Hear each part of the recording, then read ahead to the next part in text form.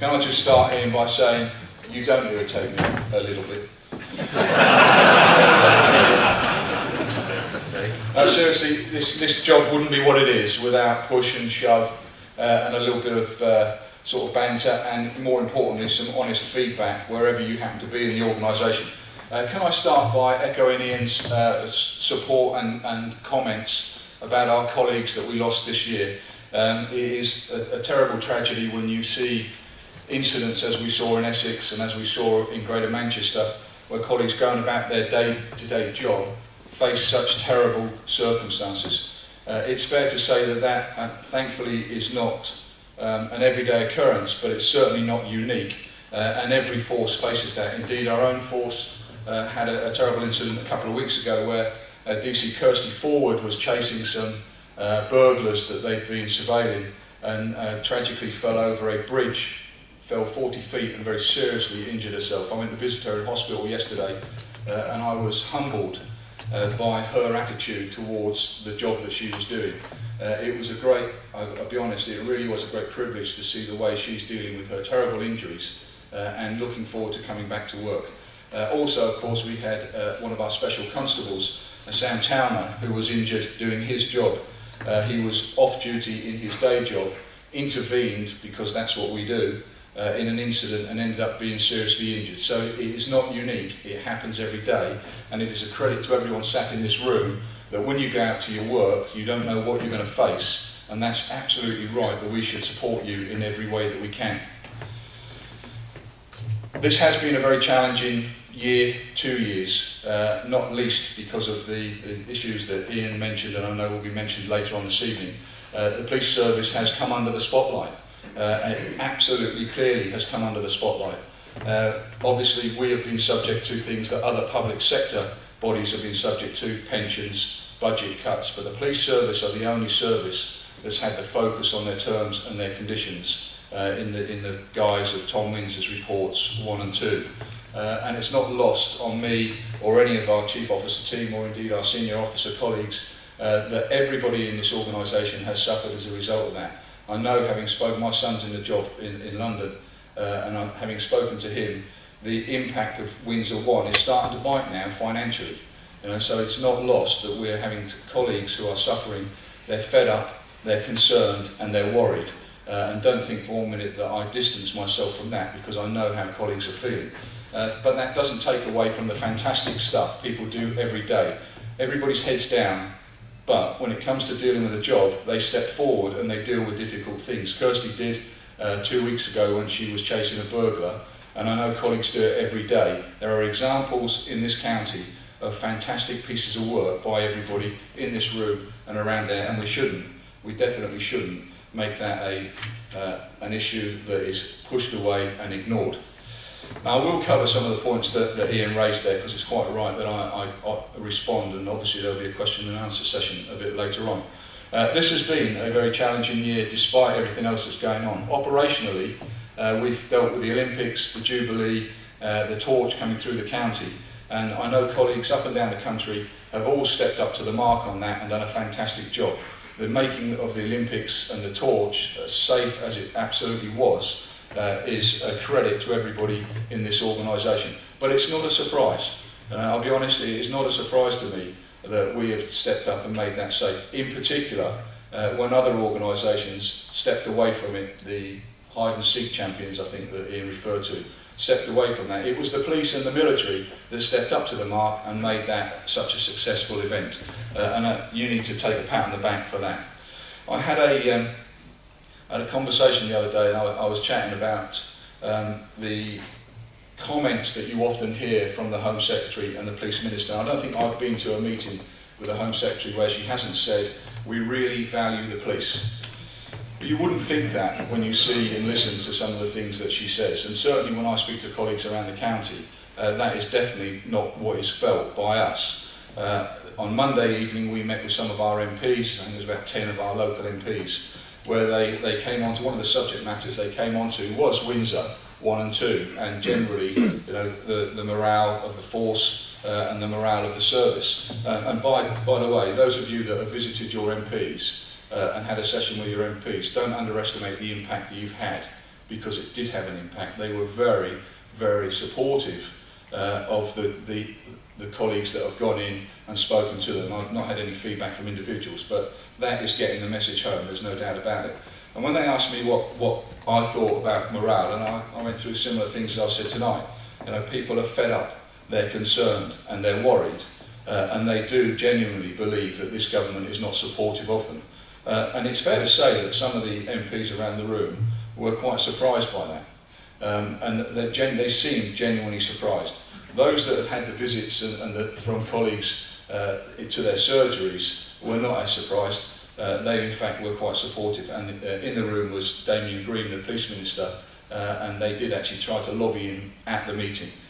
It's fair to say he didn't respond, but I didn't really expect him to say too much there. But don't underestimate the impact of your visits to the MPs. Windsor 2 is sort of looming now. We know that Windsor 1 is starting to bite, and Windsor 2 is looming, and we will wait and see the impact. I certainly haven't had any indication as to when that is likely to be. But for me, in order for the government to achieve any further budget cuts, some of the recommendations in Windsor 2, I suspect, will have to be implemented. But we shall wait and see what that brings for us. I'm not optimistic that will actually be good news. So moving on to the policing model, the Kent policing model. Excuse me. As Ian says, the model's now been in place for just over a year. I know what a huge impact that had on every member of the organisation, whether it was a police officer or whether it was a police staff member. There are very few police officers, if any, that weren't impacted by those changes, either requiring to go to a different role, requiring to go to a different police station, requiring to work to different sets of terms and conditions. And it's the same for our police staff colleagues. There are very few police staff colleagues who have not had one form of a business case against them for their role, with a view to reducing the numbers there. So the whole of the force was impacted by the introduction of the model. It's been in for just over a year now, and I would be the first one to say that there are still some issues to be resolved, not least, of course, those of you that work in the custody area. Last year, as I stood up here, colleagues raised some concerns about custody and about the way that works and about the conditions and about actually the number of custody officers. We've been looking at that. Paul Brandon, on my behalf, has been looking at the custody issues. We've just recently agreed some changes in principle, and we will work that through, particularly the shift system in there, with the Federation and with colleagues, to make sure that we can actually improve those circumstances. I was very keen not to knee-jerk, and in fact, I think on this stage last year, Ian said to me, don't knee-jerk on this, make sure you get this right, because we don't want to dance around this forevermore. We held our ground, we had a very, very close look at the model, and yes, there were some areas that needed tidying up. But let's set this in the context of where we were with that. We had to find 20% of our budget. You cannot do the same things minus 20% of your budget, which in effect for us meant minus 1,500 people in the organisation. So we had to change the way that we did policing. We engaged, we spoke, we did loads and loads of research, and we come up with what we thought was the most efficient and effective model to continue delivering policing. But I know that is minus the number of officers that we've got to lose to achieve our budgets. And certainly colleagues around the room will have already seen the impact of that in the additional workloads that they're picking up.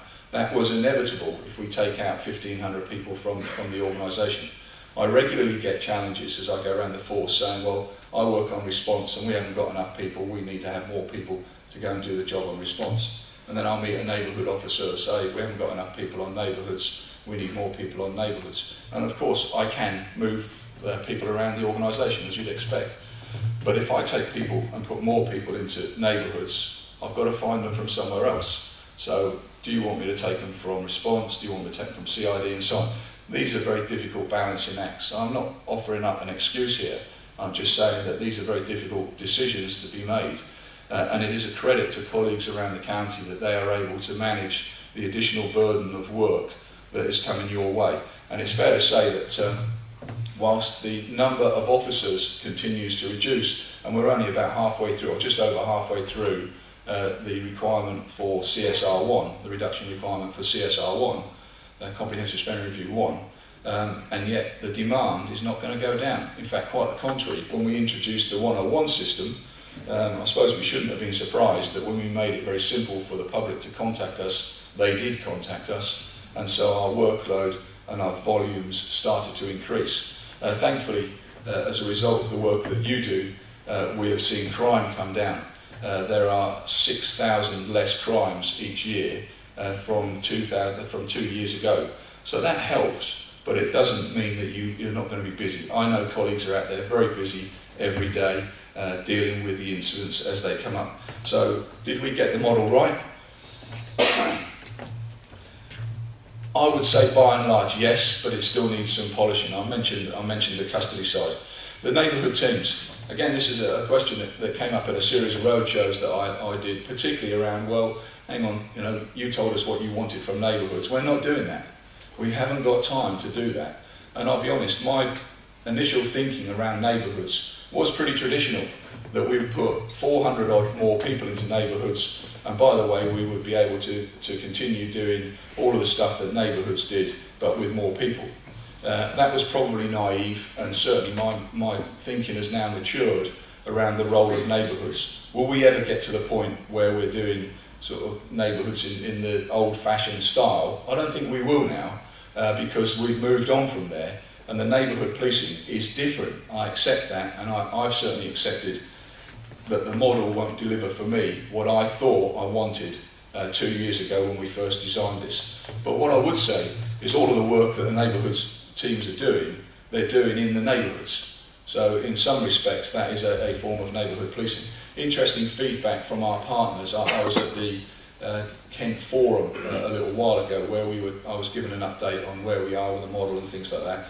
And I just did a straw poll in the room to say, right, these are all the chief executives and leaders of the districts and all the sort of local politicians there.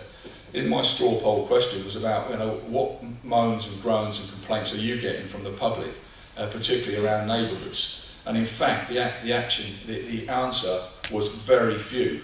Quite the contrary, they felt that the style and the neighbourhood policing that you're doing out there was hitting the mark for them. It's different, I accept that, and it's not certainly what I anticipated when we set off down this road, but the way it has evolved is still nailing down the neighbourhood requirement from the communities.